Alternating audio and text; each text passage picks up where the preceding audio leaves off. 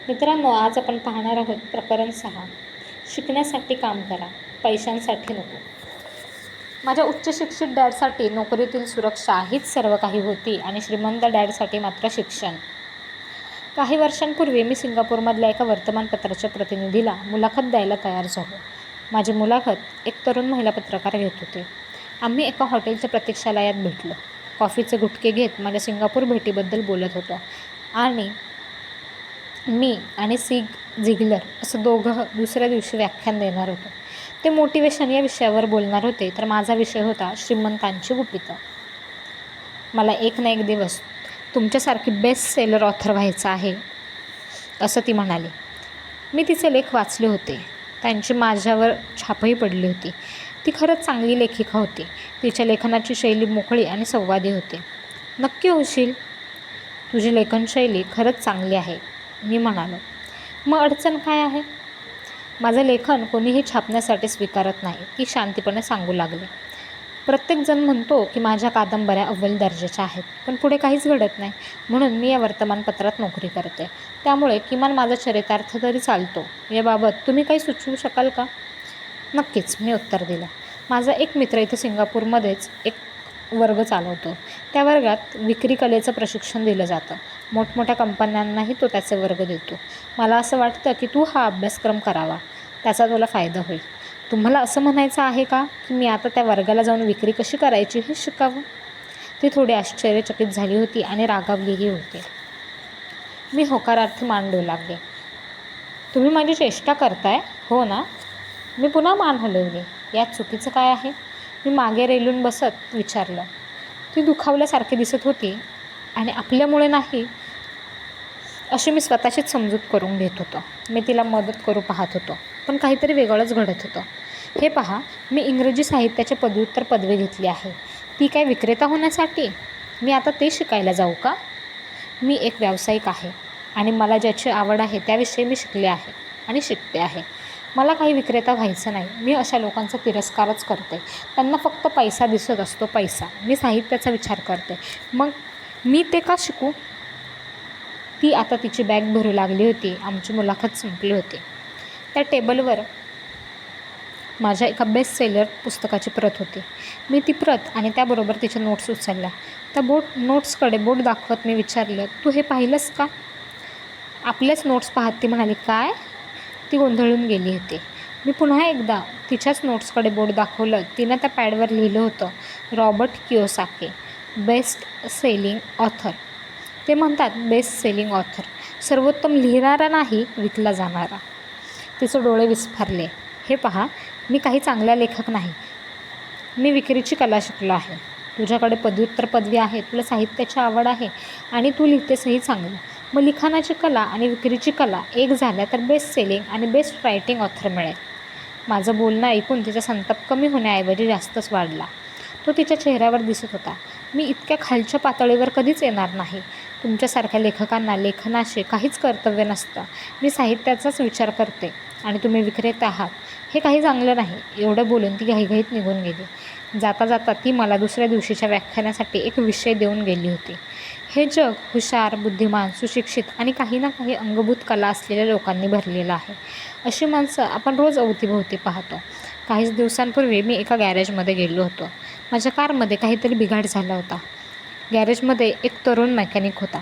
त्यानं इंजिनच्या आवाजावरून गाडीतली गडबड ओळखली आणि काही मिनिटातच माझी गाडी दुरुस्त केली. त्यानंतर तो गॅरेजच्या बाहेर घेऊन आला आणि मी आश्चर्यचकित झालो. बुद्धिमान लोकांना मिळणारे कमी पैसे पाहून मला नेहमीच आश्चर्य वाटतं. एकदा मी असंही ऐकलं की वर्षाला $1,00,000 मिळवणाऱ्या अमेरिकी लोकांची संख्या ही 5% कमीच आहे. मी अनेक अतिहुशार आणि उच्चशिक्षित लोकांनाही भेटलो आहे, ज्यांचं वार्षिक उत्पन्न $20,000 कमी आहे. वैद्यकीय क्षेत्रातला विशेष तज्ज्ञ असलेला एक व्यावसायिक सल्लागार मला सांगत होता की कितीतरी डॉक्टर्स, दंतवैद्य हे आपल्या आर्थिक स्थितीशी झगडत असतात. तोपर्यंत मी असं समजत होतो की ते पदवीधर झाल्यापासून डॉलर्सची रासच कमवत असतील. त्यांना मला एक फार सुंदर वाक्यही सांगितलं. तो म्हणाला, उत्तम सांपत्तिक स्थितीपासून ते फक्त एक कौशल्य मागे आहे. याचाच अर्थ हा की बहुसंख्य लोकांना फक्त एक कौशल्य शिकण्याची गरज आहे. ते शिकल्यानंतर त्यांचं उत्पन्न खरंच उसळी घेऊन वाढेल. आर्थिक बुद्धिमत्ता हा अकाउंटिंग, मार्केटिंग, गुंतवणूक आणि कायद्याचं ज्ञान यांचा एकत्रित परिणाम आहे. हे मी सुरुवातीपासूनच सांगतो आहे. या चारही गोष्टी शिकल्या तर पैशानं पैसा मिळवणं खरंच सोपं आहे. आपण जेव्हा पैशांचा विचार करतो तेव्हा बहुतेकांना एकच कौशल्य माहीत असतं, ते म्हणजे कष्ट करत राहा. वर्तमानपत्राची ती तरुण पत्रकार हे खरंच चांगलं उदाहरण आहे. ती जर विक्री आणि विपणनाची कौशल्य शिकली तर तिचं उत्पन्न खरोखरीच नाट्यमय रीतीनं वाढेल. मी तिच्या जागी असतो तर जाहिरात, कॉपीरायटिंग आणि विक्री या विषयांची कौशल्य शिकून घेतली असते. नंतर वृत्तपत्रात काम करण्याऐवजी मी एखाद्या जाहिरात संस्थेमध्ये काम केलं असतं. पगार कमी झाला असता तरी अगदी थोड्या शब्दात आपलं म्हणणं लोकांपर्यंत कसं पोहोचवायचं ही अतिशय महत्त्वाची गोष्ट तिथं शिकता आली असते. नंतर मी जनसंपर्कांच्या क्षेत्रातही काही काळ काम केलं असतं. एकही पैसा न मोजता आपली प्रसिद्धी कशी करायची आणि त्यातून लाखो डॉलर्स कसे मिळवायचं याचं कौशल्य तिथं शिकता आलं असतं. हे करता करता ती रात्रीच्या वेळी आणि शनिवारी रविवारी आपली कादंबरी लेखन सुरू ठेवू शकली असते. लिखाण पूर्ण झाल्यानंतर मिळालेल्या कौशल्यांचा उपयोग करून ती आपली पुस्तकं विकू शकली असते आणि थोड्याच काळात बेस्ट सेलिंग ऑथर झाली असती. मी जेव्हा पहिलं पुस्तक लिहिलं तेव्हा प्रकाशकानं पुस्तकाचं नाव बदलण्याविषयी सुचवलं होतं. त्यांचं म्हणणं होतं की पुस्तकाचं नाव द इकॉनॉमिक्स ऑफ एज्युकेशन असं ठेवावं. मी ते स्पष्टपणे नाकबूल केले. मी त्याला सांगितलं की हे नाव ठेवलं तर मी फक्त 2 प्रती विकू शकेन, एक माझ्या कुटुंबातील कोणाला तरी आणि दुसरी मित्राला. त्यातही या दोघांना ती फुकट हवी असेल आणि हे मला अजिबात आवडणार नाही. माझ्या त्या पुस्तकाचं नाव होतं if you want to be rich and happy don't go to school. तुम्हाला श्रीमंत आणि आनंद व्हायचं असेल मग शाळेत जाऊ नका. तेच नाव ठेवलं. हे नाव माझ्या मनात आलं तेव्हाच आम्हाला माहीत होतं की या पुस्तकाला प्रचंड प्रसिद्धी मिळणार आहे. मी शिक्षणाच्या बाजूचा आहे आणि शैक्षणिक सुधारणांवर माझा विश्वास आहे. माझा जर शिक्षणावर विश्वास नसता तर मी शैक्षणिक बदलांबाबत आग्रही राहिलो असतो का? काय असेल ते असो, पण याच नावामुळे मला आणि माझ्या पुस्तकाला रेडिओ आणि TV वरच्या कार्यक्रमांमध्ये स्थान मिळालं. हे सारं फक्त प्रसिद्धीसाठी आहे अशी टीकाही काहींनी केली, पण माझं पुस्तक खपतच राहिलं. मी US मर्चंट मरीन अकॅडमीमधून 1969मध्ये पदवी घेतली. त्यावेळी माझ्या उच्चशिक्षित डॅडला खूप आनंद झाला होता. त्यानंतर मला स्टँडर्ड ऑइल ऑफ कॅलिफोर्निया या कंपनीत नोकरीही मिळाली. माझं पद होतं 3rd मेट आणि ओव्हरटाईमचा पगारही होता. वार्षिक $42,000. वर्गमित्रांच्या तुलनेत पदवी आणि पगार कमी असला तरी ती माझी पहिलीच नोकरी होती. त्यात फायदा हा होता की 7 महिने कामावर असायचो आणि 5 महिने सुट्टी असायची. सुट्टीच्या काळात कंपनीला किंवा मला गरज भासली असती आणि मी जहाजासोबत व्हिएतनामला गेलो असतो तर दुप्पट पगार मिळाला असता. माझ्यासमोर चांगलं करिअर होतं. तरी देखील काही काळानं मी राजीनामा दिला आणि मरीन कॉर्प्समध्ये विमान उड्डाणाचं शिक्षण घेतलं, सामील झालो आणि या निर्णयामुळे माझ्या उच्चशिक्षित डॅडला प्रचंड दुःख झालं तर श्रीमंत डॅड खूप खुश झाले. आपल्याकडे एक विशेष तज्ज्ञ या शब्दाला खूप महत्त्व आहे. मग ती शाळा असो, कॉलेज असो किंवा एखादी कंपनी असो, जास्त पैसे मिळवण्यासाठी, बढती मिळवण्यासाठी विशेष तज्ज्ञ असल्याचं महत्त्व दिलं जातं. त्यामुळेच तर मुलं डॉक्टर होऊन थांबत नाहीत तर लगेचच अस्थिरोग किंवा बालरोग तज्ज्ञ होण्याच्या प्रयत्नांना लागतात. अकाउंटंट, वास्तुरचनाकार, वकील, पायलट आणि इतरांच्या बाबतीतही हाच नियम लागू होतो. माझ्या उच्चशिक्षित डॅडचा विशेष तज्ज्ञ होण्यावर खूप विश्वास होता. त्यामुळेच त्यांना जेव्हा डॉक्टरेट मिळाली तेव्हा ते प्रचंड आनंदित झाले होते. जे लोक जास्तीत जास्त अभ्यास करतात त्यांना शाळा बक्षीस देते या गोष्टींवर त्यांचा ठाम विश्वास होता. श्रीमंत डॅडनं मला याविरुद्ध विचार करण्यासाठी प्रोत्साहन दिलं. तुला प्रत्येक गोष्टीची थोडी थोडी माहिती असायला हवी असं त्यांचं म्हणणं होतं. म्हणूनच मी त्यांच्याकडे असतानाही वेगवेगळ्या विभागात काम केलं. मी अकाउंटंट होणार नव्हतो तरी त्या विभागातही काम केलं. श्रीमंत डॅडला हे माहीत होतं की तिथं काम करून मी त्यांची परिभाषा आणि चूक बरोबरीची उमज उचलेल. तसंच झालं. त्याचबरोबर मी बसमधला सहाय्यक, बांधकामावरील कामगार, विक्री आणि विपणन या विभागामध्येही काम केलं. ते मला आणि माईकला तयार करत होते. त्यामुळे आम्ही बँकर्स, वकील, अकाउंटंट आणि ब्रोकर्स यांच्यासोबत होणाऱ्या मीटिंग्सनाही हजर राहावं असा त्यांचा आग्रह असायचा. त्यांच्या साम्राज्याची प्रत्येक बाजू आम्हाला माहीत असायला हवी असं त्यांना वाटायचं. मी जेव्हा स्टँडर्ड ऑइलमधील ती उच्च पगाराची नोकरी सोडली तेव्हा माझे उच्चशिक्षित डॅड गोंधळून गेले होते. भरपूर पगार, भरपूर फायदे, 5 महिन्यांची सुट्टी आणि बढतीची संधी एवढ्या सगळ्या चांगल्या गोष्टी असूनही मी नोकरी का सोडली असावी हेच त्यांना समजत नव्हतं. ते माझ्याशी याविषयी बोलले. मीही त्यांना माझी मतं समजावून सांगितली, पण त्यांना त्यातलं काही समजलं नाही आणि पटलंही नाही. कारण सोपं होतं. माझी मतं ही माझ्या श्रीमंत डॅडची विचारसरणी होती. या डॅडसाठी सर्वात महत्त्वाची होती ती नोकरीची सुरक्षितता, तर त्या डॅडसाठी महत्त्वाचं होतं मोकळ्या जगातलं शिक्षण. उच्च शिक्षित डॅडला वाटायचं की मी मरीन स्कूलमध्ये जहाजावरचा अधिकारी होण्यासाठी गेलो आहे. श्रीमंत डॅडला हे पक्कं माहीत होतं की मी तिथं आंतरराष्ट्रीय व्यापाराविषयी शिक्षण घेण्यासाठी गेलो आहे. नोकरी सुरू झाल्यानंतर मी मालवाहू, तेलवाहू किंवा प्रवासी जहाजांसोबत जायचो. तेव्हाही मी अतिपूर्वेला किंवा दक्षिण पॅसिफिकला जाणाऱ्या जहाजांनाच प्राधान्य द्यायचो. श्रीमंत डॅडनं युरोपात जाण्याऐवजी पॅसिफिककडे जावं ही सूचना केली होती. उदयाला येणारी राष्ट्र आणि अर्थव्यवस्था या आशिया खंडात आहेत ही माहिती त्यांना होती. ज्या काळी माझे सारे मित्र, अगदी माईकही घरी पार्ट्या करत होते, तेव्हा मी जहाज घेऊन या प्रदेशात जात होतो. तिथला व्यापार, नागरिक, व्यापाराच्या पद्धती, संस्कृती यांचा अभ्यास करत होतो.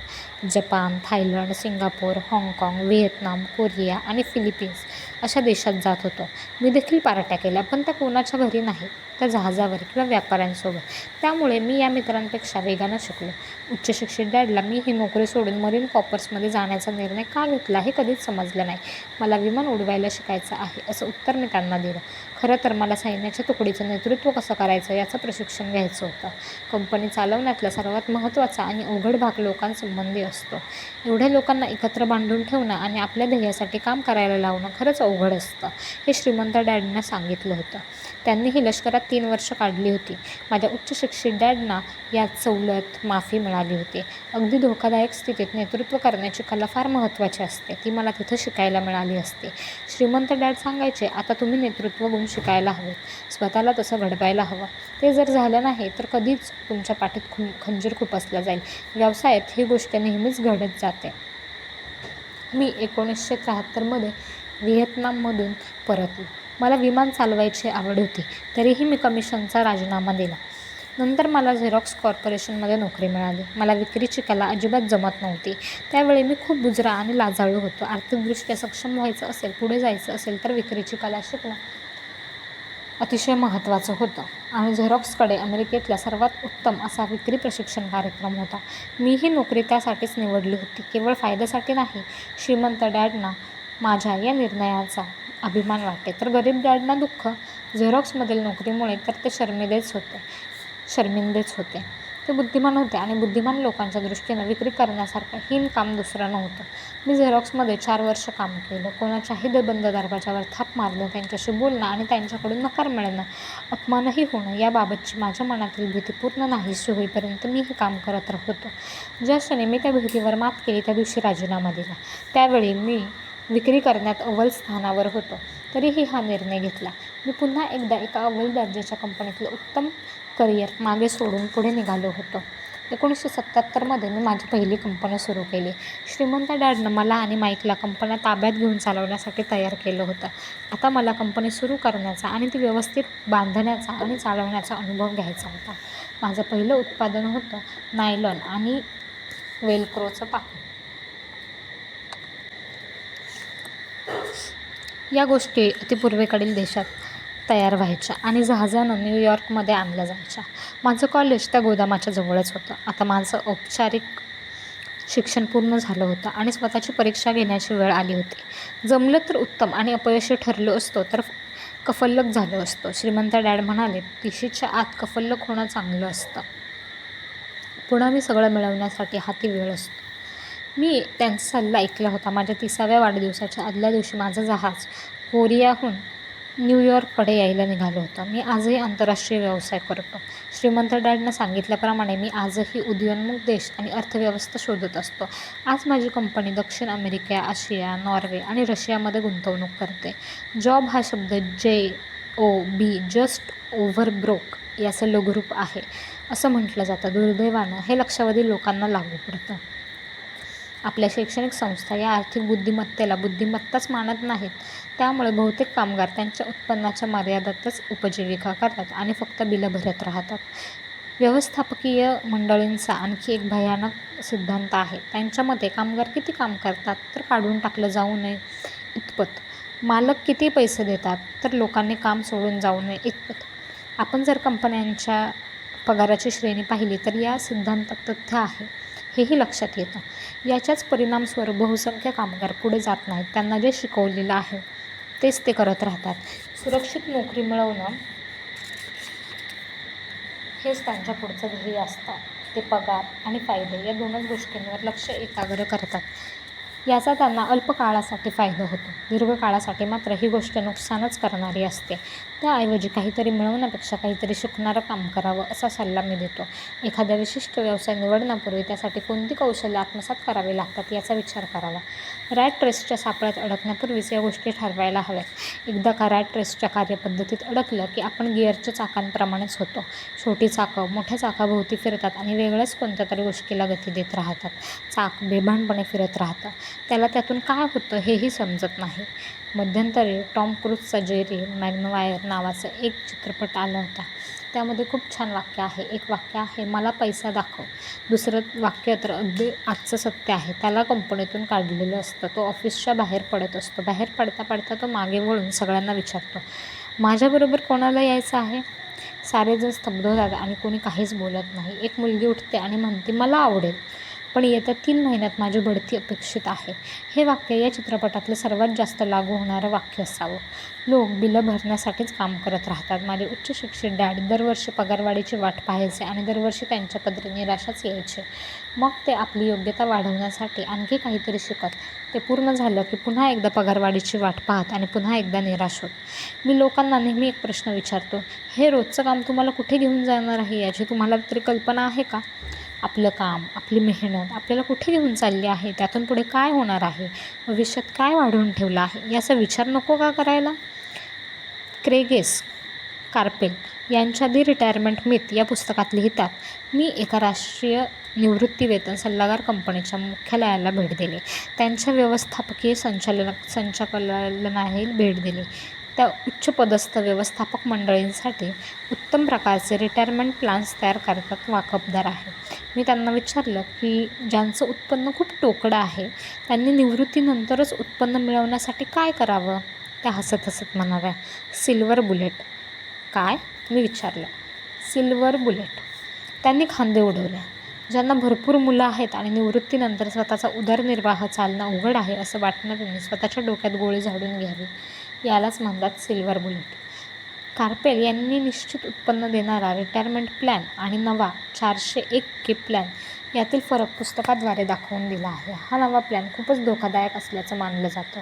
नोकरी करणाऱ्या बहुसंख्य लोकांना हाच प्लॅन मिळणार आहे आणि तो त्यांच्या उदरनिर्वाहासाठी पुरेसा ठरणार नाही. वय वाढलं की वैद्यकीय खर्चही येतात. त्यातच एखाद्याला रुग्णालयात दाखल करावं लागलं तर परिस्थिती अधिकच भयावह होईल. काही रुग्णालयं सरकारची मोफत वैद्यकीय सेवा पुरवतात. कोण जगू शकतं आणि कोणाची परिस्थिती अगदी बिकट आहे याचा निर्णय घेऊन त्यांनी पुढे विचार करायचा असतो. ते असा विचारही करतात, फक्त त्यावेळी ते रुग्णाच्या खिशाकडे पाहतात. त्याचबरोबर ते वयही पाहतात. त्यांच्याकडे एक तरुण आणि एक वृद्ध असे 2 रुग्ण दाखल झाले असतील तर ते तरुणाकडे अधिक लक्ष केंद्रित करतात. वृद्ध आणि गरीब रुग्ण हे रांगेच्या शेवटीच असतात. म्हणूनच श्रीमंत ज्याप्रमाणे चांगलं शिक्षण घेऊ शकतात त्याचप्रमाणे ते स्वतःला जिवंतही ठेवू शकतात. ज्यांच्याकडे पैसे नसतात किंवा कमी असतात ते मरणाला सामोरे जातात. हे सारं चित्र मी पाहत असल्यामुळे मला पगाराच्या चेककडे पाहणाऱ्या कामगारांचं नेहमीच आश्चर्य वाटतं. ते कायम आजचा विचार करतात, भविष्याकडे ते पाहतच नाहीत. आपण कुठे चाललेलो आहोत असा प्रश्न ते स्वतःला विचारतच नाही. ज्या प्रौढांना पैसे मिळवायचे आहेत अशांशी बोलताना मी नेहमी म्हणतो की दूरचा विचार करा. पैसे आणि सुरक्षितता या गोष्टी महत्त्वाच्या आहेतच. मी त्या नाकबूलही करत नाही, पण त्याचबरोबर त्यांनी दुसरी नोकरी करून आणखी एक कौशल्य शिकून घ्यावं असं मला वाटतं. त्यांनी नेटवर्क मार्केटिंग कंपनी किंवा ज्याला मल्टी लेव्हल मार्केटिंग म्हणतात अशा कंपन्यात काम करण्याचा मी सल्ला देतो. त्यांना जर विक्री कौशल्य शिकायचं असेल तर त्यांना अशी कंपनी शोधावी जिचं जाळं देशभर पसरलेलं आहे. काही कंपन्यांचे प्रशिक्षण कार्यक्रम अतिशय प्रभावी असतात. ते लोकांना अपयशाच्या किंवा नाकारल्या जाण्याच्या भीतीवर मात करायला शिकवतात. याच 2 गोष्टी अपयशाचा पाया खोदत असतात. दूरचा विचार करता करता शिक्षण ही गोष्ट पैशांपेक्षा खूप महत्त्वाची वाटायला लागते. मी जेव्हा जेव्हा हा सल्ला देतो तेव्हा 2 उत्तरं मिळतात. हे खूपच तापदायक आहे आणि मला जे आवडतं तेच मी करेन. हे खूप तापदायक आहे असं म्हणणाऱ्यांना मी पुढे विचारतो, याचा अर्थ तुम्ही आयुष्यभर खूप कष्ट करणार आणि जे मिळवाल त्यातले 50% सरकारला देणार का? दुसरं उत्तर देणाऱ्यांनाही मी सांगतो, मला व्यायाम करणं आवडत नाही, तरीही मी तो करतो कारण मला निरोगी आणि दीर्घ जीवन जगायचं आहे. एक जुनी म्हण आहे, म्हाताऱ्या कुत्र्यांना शिकवता येत नाही. त्यात तथ्यही आहे आणि काही गोष्टी वर्षानुवर्ष अंगवळणी पडलेल्या असतील तर त्यात बदल घडवून आणणं खूप अवघड असतं. तुमच्यापैकी काहींना काम करण्याचे, शिकण्याचे किंवा पैसे कमवण्याचे मार्ग दिसतात आणि ही मंडळी कुंपणावर असतात. त्यावेळी मात्र मी त्यांना प्रोत्साहन देतो. आपलं आयुष्य हे व्यायाम करायला लागण्यासारखं आहे. त्यातला सगळ्यात अवघड भाग असतो तो व्यायाम करण्याचा निर्णय घेण्याचा. एकदा तो घेऊन व्यायामाला सुरुवात केली की सगळं सोपं आहे. असं कित्येकदा घडतं. मला व्यायामाला जाणं नकोसं वाटत असतं, खूप कंटाळा येतो. पण एकदा तिकडे जाऊन नेहमीच्या व्यायामांना सुरुवात झाली की आधी वाटलेला कंटाळा दूर पळून जातो. यावेळी घरातून निघण्याचा कंटाळा केला तर हा आनंद मिळेल का आपल्याला, याचा आपण विचार करायला काही. तुम्हाला नवं काही शिकण्याची अजिबात इच्छा नसेल, तुम्हाला ते करायचंच नसेल तर तुमच्याच क्षेत्रात विशेष तज्ज्ञ व्हा. ते करण्याआधी तुमच्या कंपनीत युनियन आहे ना हे पहा, कारण युनियन्स विशेष तज्ज्ञांना संरक्षण देतात. माझे उच्च शिक्षित डॅड गव्हर्नरच्या नजरेतून उतरल्यानंतर हवाईमधील शिक्षकांच्या युनियनचे प्रमुख झाले. हे त्यांच्या आयुष्यातलं सर्वात अवघड काम होतं असं त्यांनीच मला नंतर सांगितलं. दुसऱ्या बाजूला श्रीमंत डॅडनं त्यांच्या एकाही व्यवसायात युनियनची स्थापना होऊ दिली नाही. जेव्हा तसा प्रसंग आला आणि आता युनियन स्थापन होणारच असं वाटलं तेव्हाही त्यांनी लढा देऊन ते होऊ दिलं नाही. व्यक्तिशः मी यापैकी कुणाचीच बाजू घेत नाही. मला या दोन्हीतील फायदे आणि गरजा लक्षात येतात. म्हणूनच तर तुम्हाला जे शाळा कॉलेजात शिकवलं जातं तेच हवं असेल तर विशेष तज्ज्ञ व्हा आणि युनियनचं संरक्षण मिळवा. मी जर विमान चालवणं सुरूच ठेवण्याचा निर्णय घेतला असता तर अशा कंपनीत गेलो असतो जिथं वैमानिकांची भक्कम युनियन आहे. कारणं सोपी आहेत. मी जर तेच काम करू लागलो असतो तर कौशल्य फक्त तेवढ्या एखाद्या उद्योगापुरतंच मर्यादित राहणार होतं. मी जर त्या उद्योगाच्या बाहेर फेकलो गेलो असतो तर मिळवलेली सारी कौशल्य इतर उद्योगांसाठी कुचकामी ठरली असते आणि माझ्या उदरनिर्वाहाचा प्रश्नच निर्माण झाला असता. मालवाहतूक करण्याचा 1,00,000 तासांचा अनुभव आणि $1,50,000 वार्षिक पगार असलेल्या एखाद्या वैमानिकाला तेवढाच पगार देणारी शाळा शिक्षकाची नोकरी कशी काय मिळेल? आपण शिकलेली कौशल्य एका उद्योगाकडून दुसऱ्याकडे वळताना उपयुक्त ठरत नाहीत. हवाई उड्डाण क्षेत्रात वैमानिकांच्या कौशल्याला महत्त्व असतं, पण तीच कौशल्य शालेय व्यवस्थापनासाठी उपयोगी ठरत नाहीत. हे डॉक्टरांच्या बाबतीतही तेवढंच खरं आहे. औषधांमध्ये इतके बदल घडत आहेत की वैद्यकीय विशेष तज्ज्ञांनाही मोठ्या वैद्यकीय संस्थांशी जुळवूनच घ्यावं लागतं. शिक्षकांनीही युनियनचं सभासदत्व घेणं आवश्यक आहे. आज अमेरिकेत शिक्षकांचीच युनियन सर्वात मोठी आणि श्रीमंत आहे. या युनियनचा द नॅशनल एज्युकेशन असोसिएशनचा तेवढाच दबदबाही आहे. शिक्षकांना युनियनची आवश्यकता असते कारण त्यांच्या कौशल्यांच्या बाहेरच्या इतर उद्योगांमध्ये काही उपयोग नसतो. म्हणूनच तर ते विशेष तज्ज्ञ असतात. तर संघटना स्थापन करा हा नियम त्या अनुभवातूनच तयार झाला आहे. हे करणं खूपच हुशारीचं काम असतं. मी माझ्या वर्गात एक प्रश्न नेहमी विचारतो, तुमच्यापैकी कितीजण मॅकडॉनल्डपेक्षा चांगले हॅमबर्गर बनवू शकतात? प्रश्न विचारला की लगेचच जवळचे सगळे हात वर होतात आणि मी त्यांना विचारतो, तुम्ही हे काम जर त्यांच्यापेक्षा चांगले करू शकता तर ते तुमच्यापेक्षा कित्येक पटीने जास्त पैसे कसं काय मिळवतात? याचं कारण आहे मॅकडॉनल्ड्सची व्यवसाय घडी उत्तम बसली आहे.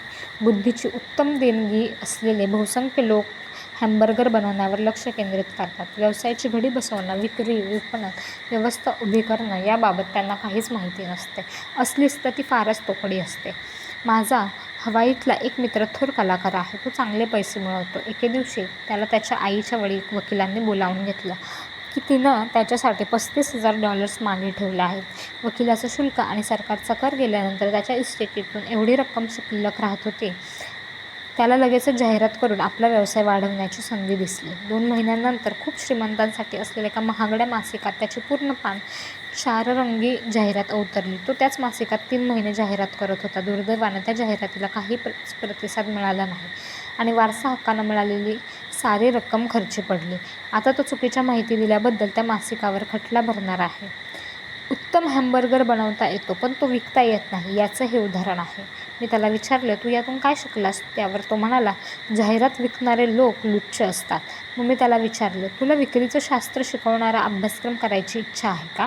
त्यावर तो म्हणाला, छे, मला तेवढा वेळ नाही आणि त्यावर पैसेही वाया घालवायचे नाहीत. आपलं जग अतिशय बुद्धिमान पण गरीब लोकांनी भरलेलं आहे. पुष्कळदा ते गरीब असतात किंवा तंगीत असतात किंवा आपल्या क्षमतेपेक्षा खूप कमी मिळवत असतात. हे का घडतं? त्यांना जे माहिती आहे त्यामुळे की त्यांना ज्याबद्दल माहिती नाही त्यामुळे? उत्तर आहे, माहिती नसल्यामुळेच. तयार केलेला हॅमबर्गर कसा विकला जाईल, त्याची लोकांना माहिती कशी होईल, ते लोकांपर्यंत कसे पोहोचतील याचा अभ्यास करण्याऐवजी ते हॅमबर्गरवरच प्रयोग करत बसतात. कदाचित त्या कोणा एवढे उत्तम हॅमबर्गर मॅकडॉनल्ड बनवत नसेल, पण एक सर्वसाधारण हॅमबर्गर बनवून लोकांपर्यंत पोहोचवून त्याची विक्री करण्यात ते सर्वोत्तम आहेत. माझ्या गरीब डॅडला मी एखाद्या क्षेत्रातला विशेष तज्ज्ञ व्हावं असं वाटायचं. ते जास्त पैसा मिळवून देईल असं त्यांचं मत होतं. हवाईच्या गव्हर्नरनं त्यांना आता तुम्ही सरकारसाठी काम करू शकत नाही असं सांगितल्यावरही त्यांचं हेच मत कायम होतं. या डॅडनं नंतर शिक्षकांच्या युनियनसाठी काम करणं सुरू केलं. या उच्च शिक्षित व्यावसायिकांना अधिक संरक्षण आणि फायदे मिळावेत हा त्यामागचा हेतू होता. आम्ही त्यावरून वारंवार वाद घालायचो. आवश्यकतेपेक्षा जास्त अभ्यास असेल तर त्यांना युनियनच्या संरक्षणाची गरज आहे त्यांना कधी पटलंच नाही. जेव्हा तुम्ही एखाद्या विषयाचे विशेष तज्ज्ञ होता तेव्हा अधिक अडकून जाता, तेवढ्या एका विशेष गुणावर अवलंबून राहता, ते त्यांना कधीच पटलं नाही. श्रीमंत डॅडनं मात्र मला आणि माईकला स्वतःला तयार करा असा सल्ला दिला. खूप कॉर्पोरेशन्स हेच करतात. ते बिझनेस स्कूलमध्ये बाहेर पडलेल्या हुशार मुलांना शोधतात आणि त्यांना पुढे ती कंपनी ताब्यात घ्यावी या हेतूनं त्याला तयार करू लागतात. त्याला एखादाच विषय आवडत असला तरी ते त्याला तयार करू लागतात. त्याला एखादाच विषय आवडत असला तरी ते त्याला सगळ्याच विभागामधून फिरवून आणतात आणि श्रीमंत लोक आपल्या मुलांना तयार करताना हे असंच करतात. असं केल्यामुळे त्या मुलांना व्यवसायातील खाचखुचा समजतात आणि विविध विभागातील परस्पर संबंधही लक्षात येतात. दुसऱ्या महायुद्धापर्यंतच्या पिढीला एक कंपनी सोडून दुसऱ्या कंपनीत नोकरी करणंच जसं वाटायचं, आता तेच हुशारीचं समजलं जातं. मला एकच वाटतं की विशेष तज्ज्ञ होण्यापेक्षा केवळ जास्त पगार मिळवण्याच्या हेतूनं कंपन्या बदलल्या जात असतील तर मग कमावण्यापेक्षा अधिक लक्ष शिकण्याकडे का देऊ नये? दीर्घकाळातच त्याचे अनेक फायदे आपल्याला मिळतील. यश मिळवण्यासाठी काही व्यवस्थापकीय कौशल्य लागतात. ती म्हणजे कॅश फ्लोचं व्यवस्थापन, प्रणालीचं व्यवस्थापन म्हणजे सिस्टीमचं मॅनेजमेंट आणि तिसरं आहे माणसाचं व्यवस्थापन. सर्वात महत्त्वाची कौशल्य आहेत विक्री आणि बाजारपेठांचं आकलन. विक्री म्हणजे फक्त वस्तू विकणं एवढंच नाही तर एक व्यक्ती म्हणून दुसऱ्या व्यक्तीशी संवाद साधणं, त्याला आपली गोष्ट पटवून सांगणं. मग तो ग्राहक असो, कर्मचारी असो, मालक असो, पती असो, पत्नी असो वा मुलं असो, खूप महत्त्वाचं ठरतं. यशासाठीच हे मूलभूत कौशल्यच आहे. बोलणं, लेखन, आपली बाजू मांडणं आणि दुसऱ्याचे ऐकून घेणं ही संवादाची साधनं आहेत. या कौशल्यांवर मी सतत काम करत असतो. मी त्यासाठीचे अभ्यासक्रम करतो, परिषदांना उपस्थित राहतो आणि शैक्षणिक टेपही विकत घेतो. माझे उच्च शिक्षित डॅड जेवढे कार्यक्षम होत गेले तेवढे ते अधिकाधिक काम करू लागले. ज्यावेळी ते विशेष तज्ज्ञ झाले त्यावेळी ते अधिकच अडकले. त्यांच्या पगारात वाढ होत गेली पण त्याचबरोबर त्यांच्यासमोरचे पर्यायही कमी होत गेले. ज्यावेळी त्यांची सरकारी नोकरी गेली त्यावेळी त्यांच्या ही गोष्ट लक्षात आली, हे व्यावसायिक खेळाडूंसारखंच आहे. ते जखमी झाले किंवा खेळातून निवृत्ती घेतली की त्यांच्या पुढचे उत्पन्नाचे मर्यादित पर्याय असतात. खेळत असताना ज्या प्रकारे पैसे मिळत होते ते सारे मार्ग एकदमच बंद होऊन जातात. म्हणूनच माझे डॅड युनियनकडे गेले असावेत. युनियनचा फायदा त्यांना तेव्हा समजला असावा. मला आणि माईकला सगळ्यांनाच गोष्टीतली थोडी माहिती आणि ज्ञान असावं असं श्रीमंत डॅडनं वाटायचं. त्यासाठी ते आम्हाला प्रोत्साहनही द्यायचे. ते आम्हाला आमच्यापेक्षा हुशार व्यक्तींसोबत काम करायला सांगत. त्यांना एकत्र आणून एक संघ म्हणून काम करण्याचीही ते संधी देत. आज कदाचित त्याला व्यावसायिक तज्ज्ञांचं एकत्रीकरण असंही म्हणलं जाईल. आज मी माझ्या शिक्षकांना भेटतो. ते वर्षाला किमान $1,00,000 कमवतात. ते एवढे पैसे मिळवू शकतात कारण त्यांच्याकडे त्या क्षेत्रातील विशेष कौशल्य आहेत आणि त्यासोबतीला इतर कौशल्यही आहेत. ते शिकवू शकतात. त्याचबरोबर विक्री आणि विपणनही करू शकतात. आजच्या जगात विक्री आणि विपणन हे सर्वश्रेष्ठ कौशल्य आहेत. बहुसंख्य लोकांना ही कौशल्य आत्मसात करणं अवघड वाटतं किंवा हीन वाटतं. त्यामागचं प्राथमिक कारण आहे नाकारले जाण्याची भीती. तुम्ही संवाद साधण्यात, बाजू मांडण्यात आणि या भीतीवर मात करण्यात जेवढे चांगले तेवढेच तुमचं आयुष्य सहज सोपं असेल. मी त्या मुलाखत घ्यायला आलेल्या महिला पत्रकारालाही हाच सल्ला दिला होता. तिला बेस्ट सेलिंग ऑथर व्हायचं होतं आणि त्यासाठी ही कौशल्य महत्त्वाचीच होते. विशेषज्ञ होण्याचे जसे फायदे आहेत तसे त्यात काही कच्चे दुवे देखील आहेत. माझे काही अलौकिक बुद्धिमत्तेचे मित्र आहेत. ते इतरांशी संवाद साधू शकत नाही, त्यामुळे त्यांची मिळकत कायम कमी असते. त्यांनी फक्त 1 वर्ष विक्रीचा अभ्यास करावा असा मी नेहमी सल्ला देतो. त्यातून काही मिळवता आलं नाही तर किमान संवाद कौशल्य सुधारेल आणि ते व्यक्तिगत जीवनातही अमूल्य ठरेल. चांगले शिकवणारे, चांगली विक्री आणि विपणन करणारे यांच्याबरोबरच आपल्या आज उत्तम शिक्षक आणि विद्यार्थ्यांचीही गरज आहे. खऱ्या अर्थानं श्रीमंत व्हायचे असेल तर आपल्याला देवाणघेवाण करायला हवी. बेतासबात परिस्थितीमागे या देवाणघेवाणीचाही अभाव असतो. मला कित्येक जण माहीत आहेत जे गरीब आहेत कारण ते चांगले विद्यार्थी नाहीत आणि शिक्षक त्याहूनही नाहीत. माझे दोन्ही डॅड हे दानशूर होते. त्यांना देणं माहीत होतं. शिकवणं हाही त्यांचाच देण्याचा एक मार्ग होता. पैसे देण्याबाबत मात्र दोघांमध्ये ठळक फरक होता. श्रीमंत डॅड त्याही अर्थानं दानशूर होते. त्यांनी चर्च, गरिबांना मदत करणाऱ्या संस्था, धर्मादाय संस्थांना खूप पैसे दिले. त्यांना हे माहीत होतं की पैसे घ्यायचे असतील तर ते आधी द्यायला हवेत. पैसे देणं हे बहुतेक श्रीमंत कुटुंबांचं गुपित आहे. म्हणूनच रॉकफेलर फाउंडेशन, फोर्ड फाउंडेशन यासारख्या संस्था अस्तित्वात आहे. संपत्ती घेणं आणि वाढवणं आणि कायम देत राहणं अशीच या संस्थांची योजना आहे. माझे उच्चशिक्षित डॅड नेहमी म्हणत, माझ्याकडे ज्यावेळी जास्त पैसे येतील तेव्हा मी नक्की देईल. अडचण एवढीच होती की जास्तीचे पैसे कधीच नसायचे. ते पैशांबाबतचा मुख्य नियम द्या मग मिळेल याकडे दुर्लक्ष करून जास्तीत जास्त पैसे मिळवण्यासाठी जास्तीत जास्त कष्ट करायचे. घ्या मग द्या यावर त्यांचा विश्वास होता. या दोन्ही डॅडसोबत राहिल्यामुळे आता माझ्यात त्या दोघांचे गुण आलेले होते. माझी एक बाजू भक्कम भांडवलदाराची आहे, जिला पैशानं पैसा मिळवण्यात आनंद वाटतो. दुसरी बाजू आहे सामाजिक जाणीव असलेल्या शिक्षकाचे, जो आहे रे आणि नाही रे यांच्यातल्या सतत वाढणाऱ्या दरीमुळे चिंताग्रस्त आहे. या वाढत्या दरीतला मी सर्वात आधी आपल्या या जुनाट शिक्षण पद्धतीला जबाबदार धरतो. अशा प्रकारे मित्रांनो, आपण 6वा धडा पूर्ण केलेला आहे. पुढील भागात आपण 7वा धडा पाहूयात. तोपर्यंत आपण थांबूयात. आणि मित्रांनो, तुम्हाला जर अजूनही कुठलं पुस्तक वाटत असेल की मी ते ऑडिओ बुक बनवावं तर तुम्ही नक्कीच मला कमेंट करून सांगा तुम्हाला कुठलं पुस्तक माझ्या आवाजात ऐकायला आवडेल. धन्यवाद.